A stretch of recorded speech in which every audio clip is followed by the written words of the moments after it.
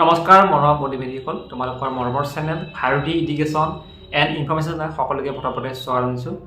যিহেতু তোমালোকৰ 20 ফেব্ৰুৱাৰী তাৰিখে মেথমেটিক্সৰ এক্সাম আছে, তো তাৰ কাৰণে কেনেকৈ প্ৰিপাৰেশ্যন চলাই আছা, নিশ্চয় তোমালোকে ভালকৈ চলাই আছা। ঠিক আছে, সেইখিনি জানো মই ভালকৈ প্ৰিপাৰেশ্যন চলাই আছা, কিন্তু মই কেইটামান কথা ক'ব বিচাৰিছোঁ। যিখিনি যাতে কৰা তেনেহ'লে তোমালোকৰ কিন্তু যোনটো এক্সাম যিটো আশা কৰিছা তাতকৈ আৰু ভাল হ'ব বুলি মই ভাবোঁ। কাৰণ কিয় মেথমেটিক্স এনেকুৱা এটা ছাবজেক্ট যিটো ছাবজেক্টত মানে ডাইৰেক্ট প্ৰশ্নবোৰ পঢ়িলে ডাইৰেক্ট আহে, কোনো ধৰণৰ মেথছ বনাই আহে কোনবোৰ প্ৰশ্ন বনাই আহে সেইখিনিও ক'ম, আৰু কি কৰিবা এই কেইদিন। ঠিক আছে, কেইদিন বুলি নকওঁ, আৰু 2 দিনমান আছে। চ' কি কৰিবা মই কালেক্ট কৰিছোঁ ষ্টেপ বাই ষ্টেপ।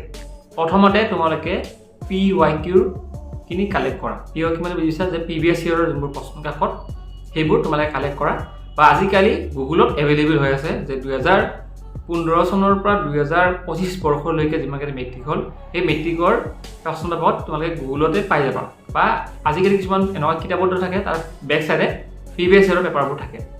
এতিয়া তোমালোকে কি কৰাৰ দৰকাৰ হ'ব মই কৰিছোঁ। এতিয়া তাত থকা যিবোৰ চেপ্টাৰ ৱাইজ যিখিনি মানে লং কুৱেশ্যন আছে, মানে 2 মাৰ্কছৰ কুৱেশ্যন, 1 মাৰ্কছৰ কুৱেশ্যনৰ বাদ দি যিবোৰ 2 মাৰ্কছ 3 মাৰ্কছ 4 আৰু 5 মাৰ্কছৰ যিখিনি কুৱেশ্যন আছে সেই কুৱেশ্যনখিনি তোমালোকে সেইখিনিয়ে বস্তু কৰা, ৰিপিট কৰা, সেইখিনিয়ে তোমালোকে প্ৰেক্টিছ কৰা। যে ছাপ'জ এক্সাম্পলৰ মনত হৈছে ৰিভিজন চেপ্টাৰটো বা তোমালোকৰ ৰিয়েল নাম্বাৰ চেপ্টাৰ, এই দুটা চেপ্টাৰত যিখিনি মানে তোমালোকৰ মানে প্ৰিভিয়াছ ইয়েৰত যিবোৰ কুৱেশ্যন আহিছে সেইখিনি কুৱেশ্যনৰ ওপৰত প্ৰেক্টিছ কৰা।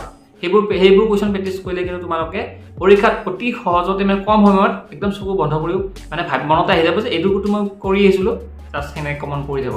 কাৰণ প্ৰশ্নত আৰু বেলেগ নতুন বস্তু এড কৰাৰ আৰু বেলেগ অপশ্যন নাই। PYQয়ে বাৰে বাৰে ৰিপিট হৈছে, প্ৰতি বছৰে PYQয়ে ৰিপিট হৈ আছে। চ' সেইটো কাৰণে তোমালোকে প্ৰিভিয়াছ ইয়েৰ পেপাৰবোৰ মষ্টলি চোৱাৰ চেষ্টা কৰা। আৰু কোনবোৰ মেথছ মানে বহুত টান লাগে মই কৰিছোঁ, তোমালোকে পাৰিলে এতিয়া ধৰক ত্ৰিভুজ হওক সেইবোৰ বেছি চোৱা, ত্ৰিভুজৰ অংকবোৰ চোৱা, সেইবোৰো তোমালোকে PYQ চোৱা।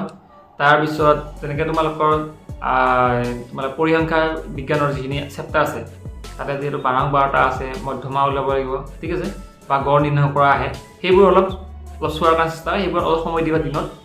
আৰু তোমালোকৰ আৰু কিছুমান আছে তোমালোকৰ যে এই চতুৰ্ভুজৰ বা এইবিলাকৰ যে আছে তেনেকৈ শংকুৰ আয়াত ঘনক ওলাব লাগে, সেইবোৰৰ বস্তু অলপ চাব লাগিব, মানে ভালকৈ ফ'কাছ কৰিব লাগিব। সেইবোৰ মানে তোমালোকে এটাই লক্ষ্য, তোমালোকৰ PYQ যদি ভালকৈ চল্ভ কৰা, তোমালোকে মই কথা কৈছোঁ MCQৰ বাদে যিমানখিনি 2 মাৰ্কছৰ 3 মাৰ্কছৰ 4 মাৰ্কছৰ কুৱেশ্যন আছে সেইখিনি ডাইৰেক্ট কমন পৰি যাব। নেক্সট আহিল তোমালোকৰ 1 মাৰ্কছৰ MCQ কি কৰিবা। ছেম MCQৰ কাৰণে তোমালোকে যিমানকেইটা এক্সাম্পল তাৰে PYQ চাবা, আৰু পাঠত থকা যিবোৰ MCQ আছে, মানে কিতাপত টেক্সট বুকত যিবোৰ MCQ থাকে সেই MCQ কিন্তু গোটেইকেইটাই চাই থোৱা, ঠিক আছে। লগতে ইতিমধ্যে কিন্তু চেবাৰে এখন কি কৰিছে, মেথমেটিক্সৰ এটা চিম্পুল কুৱেশ্যন পেপাৰ এখন আপলোড কৰিছে। সেইখন কুৱেশ্যন পেপাৰ বা কুৱেশ্যন বেংকখন অলপ ভালকৈ চোৱা, তাৰ পৰা কিন্তু MCQ কম পৰিব। আৰু এখন যোৱা 2 বছৰ আগতে তোমালোকক এখন কি কৰিছিলে, মেথমেটিক্সৰ মানে মেথমেটিক্স ছায়েন্স আৰু ইংলিছৰ এখন কুৱেশ্যন বেংক এখন গভৰ্ণমেণ্টৰ পৰা দিছিলে, চেবাৰ তৰফৰ পৰা। সেইখন বা আছে নাজানো, এতিয়া মোৰ হাততো নাই, মোৰ তাত ডিলেট হৈ গ'ল, মোৰ তাত আছিলে আগতে, এতিয়া কিন্তু ডিলেট হ'ল। সেইখন যদি কাৰোবাৰ আছে, তাত থকা যিমানখিনি মেথমেটিক্সৰ MCQ আছে সেইখিনি চোৱা, তাৰ পৰাই কিন্তু পেপাৰ কাটি থাকে প্ৰতিবাৰে। সেইকাৰণে মই ক'ব বিচাৰিছোঁ সেই তাৰ পৰা চোৱা, সেইখিনি চালে তোমালোকৰ বেলেগ আৰু চোৱাৰ প্ৰয়োজন নাই।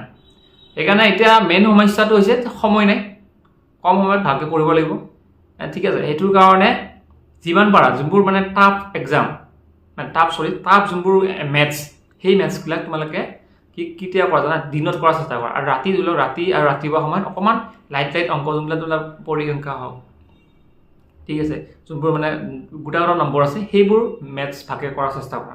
আশা কৰোঁ এইখিনি কথা বুজি পাইছা। তোমালোকে PYQ ভালকৈ কৰা, সেইখিনি কৰিলে কিন্তু বেলেগ নাই। মই এতিয়া মোৰ কথা ক'ব যাওঁ যদি, মই মেথমেটিক্সত 75 পাইছোঁ চাগে, ঠিক আছে। 80 মানে তেতিয়া আমাৰ তেতিয়া হেৰি আছিল 90 নম্বৰৰ হেৰি আছিল, পৰীক্ষা আছিলে, তাতে মই 75 মাৰ্কছ পাইছোঁ। চ' সেইটো কাৰণে তোমালোকেও চোৱা, যাতে তোমালোকেও 75ত বেছি আনিব পৰা, 90 আনিব পৰা, 100 পৰা, সেইটো কাৰণে আশা কৰা। চ' সেইটো কাৰণে এটাই কওঁ যে তোমালোকে PYQ চোৱা। মই সেনেকুৱা PYQ চাই আজি এইখিনি নম্বৰ পাইছোঁ, তোমালোকেও পাবা আশা কৰিছোঁ। এতিয়া প্ৰিপেৰেশ্যন চলাই দিয়া ভালদৰে, তীব্ৰ গতিত, ঠিক আছে। কাৰো কথা শুনাৰ প্ৰয়োজন নাই। এতিয়া বহুত ধৰণৰ ইউটিউবাৰ আহিব, বহুতে বেলেগ নিজৰ হেৰি থিংকিং ক'ব, কিন্তু মই ইয়াতে তোমালোক একো এটা বেলেগ কথা কোৱা নাই এটাই কৈছোঁ যে প্ৰিভিয়াছ ইয়েৰৰ প্ৰশ্নবোৰ যদি চোৱা আৰু বেলেগ কাম নাই থেংক ইউ so much